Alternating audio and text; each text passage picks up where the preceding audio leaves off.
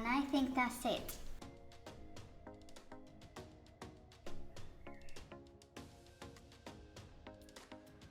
I've made a terrible mistake. All of this is a mistake. Let me show you. So, this is the shirt. I wanted to make like a sort of shirt blouse from the 50s. One of these that go open and not with all the buttons up to the neckline. So the collar is wrong to start with. The collar is too big down here. It needs to be a bit shorter, so this come up a bit further. Another thing is that the collar back here, it's terribly short. It needs to be bigger so it falls on itself. And then one thing that you may notice is the back. The back looks terrible. Why is that? Because it is short. I think I cut it short and then it comes down in the side seam. So that means that when you put it in place, it pulls back from the neckline. And I think the back is doing that because of the yoke. I cut a yoke so it has more structure, and I think I cut the back panel down here too short. So what I want to do is to make a pattern in paper and then cut a toile, cut a trial one to see how it fits, so I can then make the proper blouse. Do you usually make a toile before your proper project? Let me know that in the comments. I don't.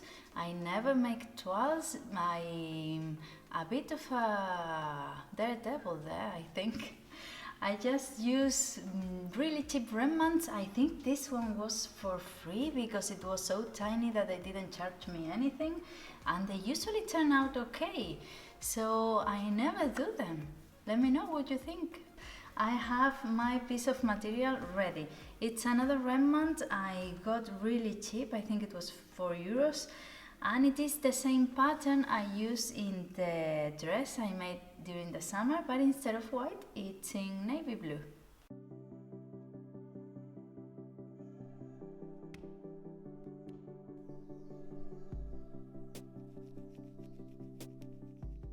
To make the facing included on the front of the shirt, what I did is to mark the middle bit and then add 5 centimeters and follow the neckline. To make the yoke, I used the cross back line and I elongated the sleeves to make them included.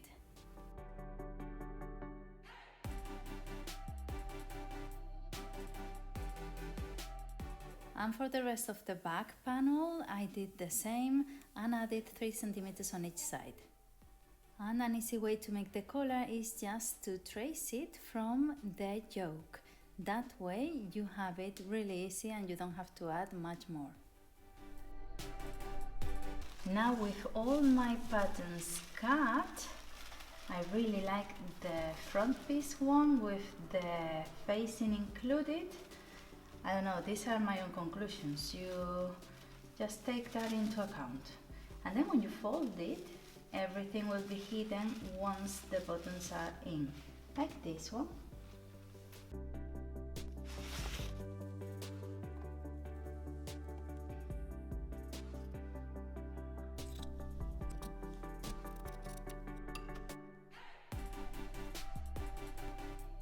With all my pieces cut, I had to cut the yoke twice because I didn't realize, I didn't remember, it doesn't go on the grain. So cross grain and that. So the first thing I'm going to do is to gather the back a little bit so it comes to the size of the yoke, and then I can sew them right sides together. Well, yeah.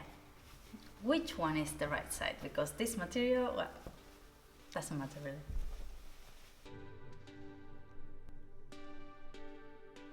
I'm going to sew first the yoke to the base of the back that is already gathered. To this I'm going to add the 2 fronts, but only along the shoulder seams, because I think that it'll be easier to manage the collar bit if the sides are open. So I'm going to leave the blouse like that, open. And now with the collar, the 2 pieces of the collar need to be sewn right sides together, and then when turning back side out, we have to cut the corners so you have nice corners on the outside. And now with the bottom bit open, I'm going to sew the back side of the collar to the yoke and the sides.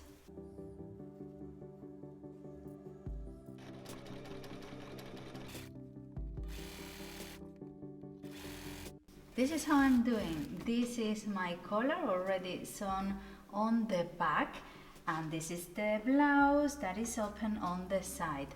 And the front includes the facing, which is going to become the bit where the buttons and the buttonholes go.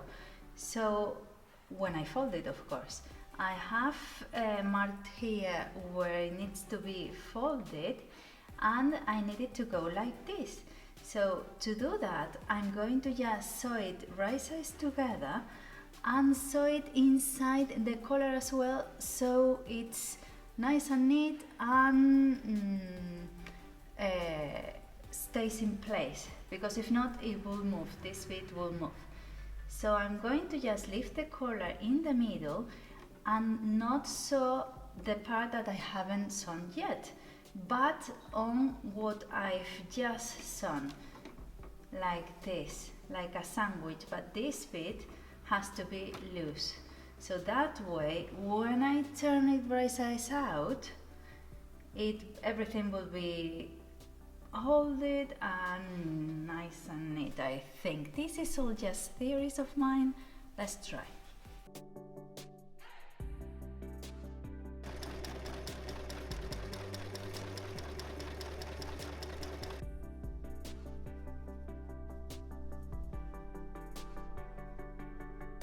This is how I'm doing. I'm quite happy with it, and I saw the sides so I could see how it looks together, but I'm really happy. I have a hole here because the machine was doing something weird. I pulled and I ripped the fabric. Thank goodness it's the trial, and the collar is open. So I'm going to sew it, and then we'll see again how it looks. Having made the toile, I am now sure that the pattern works, and because I haven't touched anything there, I can work with the pattern instead of having to disassemble all of this and use it as a pattern, which would be what you have to do if you had to change something because it doesn't fit. And I have this nice material. It's a really thin cotton, and I used the same one for a dress I did in summer, a dress without shoulders, which is really comfy and cool. But the dress is in white and this one is in navy blue. So the first thing is to iron this, so then I can cut the pattern and overlock everything because it fringes a lot. After designing our pattern, we're going to cut our piece of fabric. We're going to start gathering the back piece and sewing it right sides together to the yoke. Then we're going to add the two front pieces and sew it along the shoulders and the side seams. The two pieces of the collar are sewn right sides together, leaving the bottom open to sew it to the neckline. Then finish the facings with the top of the collar. And after hemming everything, we can add the buttonholes and buttons.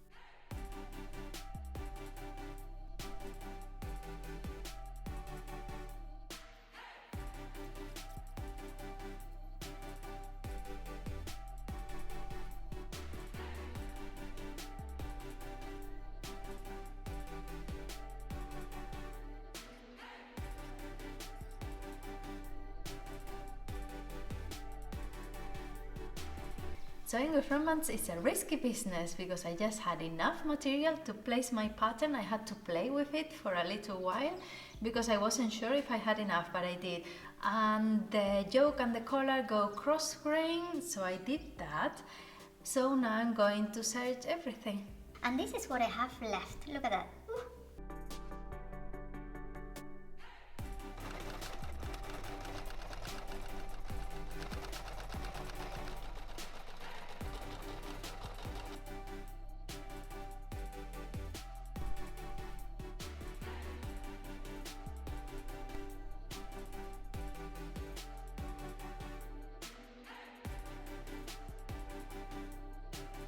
What I'm going to do first is to sew the yoke to the back panel, so I have a whole one, and then I can add the two fronts. And I'm going to baste because this material is really slippery and I don't want any problems with it. It's a really nice material to sew because it's really light and thin. And one thing now is to press the seams. Same steps with the two front panels. Right sides together against the back panel, pins and basting along the shoulders and side, and then sewing machine and pressing.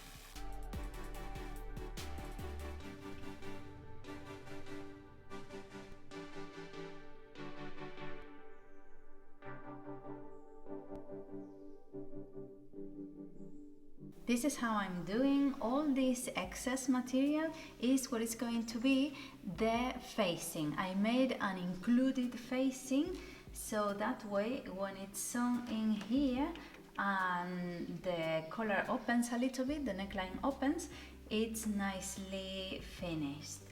And the collar, I'm going to put together the two pieces of the collar.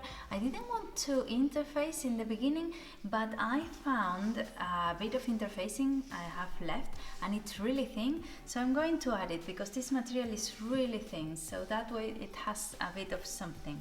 So I'm going to baste and interface the collar, but only one side. I'm only interfacing the base of the collar, not the one that touches our neck, but the one underneath.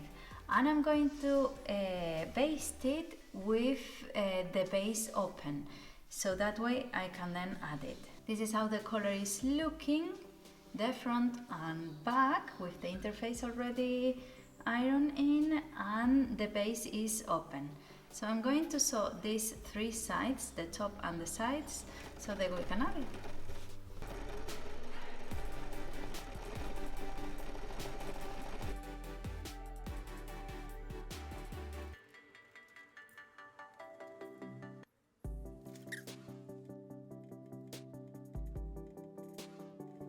I have already basted all the collar and one of the facings, so you could see the effect of when the neckline is open. I really like it, I'm quite pleased. And what I did is that with the collar open, I put it following the curve it has.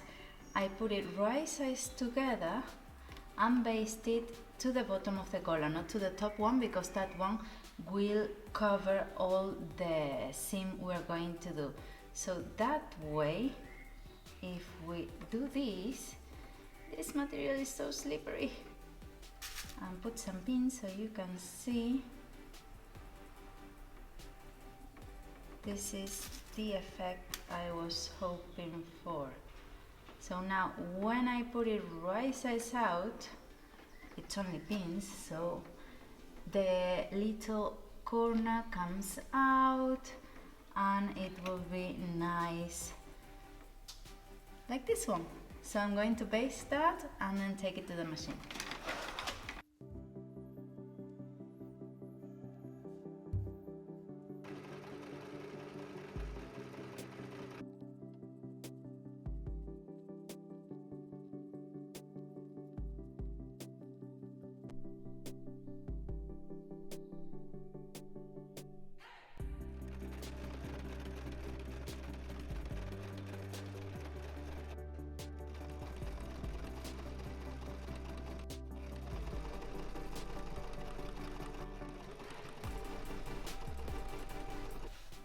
This is how it's looking. I'm really pleased with the collar facings. I think it looks quite chic.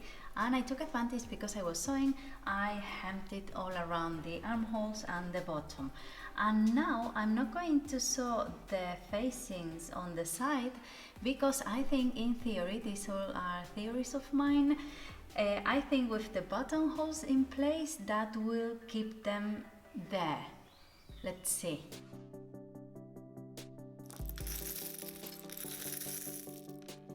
And I chose these buttons, I think they're going to look nice. So now with the measurement required, I'm going to sew the buttonholes.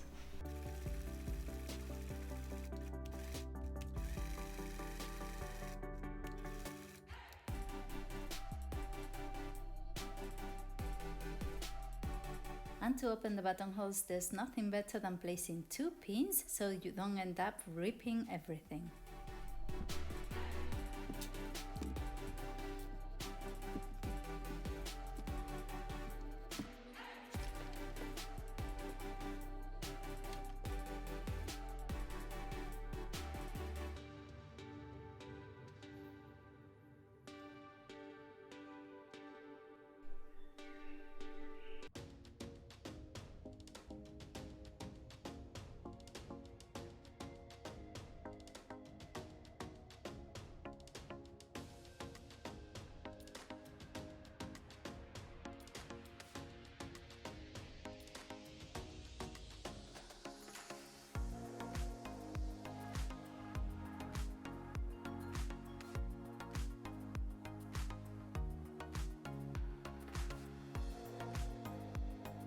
And this is the final result. I'm in love with it. I love the vintage vibe of it with the open neckline and the type of sleeve it has. Of course, I should have pattern match the front, but I only had a remnant. That's the disadvantage of using remnants, that you can't get that nice finish at the end, but it's quite wearable, I think. Because I start from scratch, I'm still a bit afraid of making colors because I'm afraid of the proportions and not getting them right. But I'm in love with it. I'm going to make more of this. I love it. So let me know down in the comments what you thought. Give it a like if you've enjoyed this video, and don't forget to subscribe if you like this kind of content. I would really appreciate it. It helps the channel a lot, and that way you don't miss anything because I upload a video once a week. Anyways, I leave you another 2 so you can have a look. One of shirts I made and another one of t-shirts in case you need tops. Bye.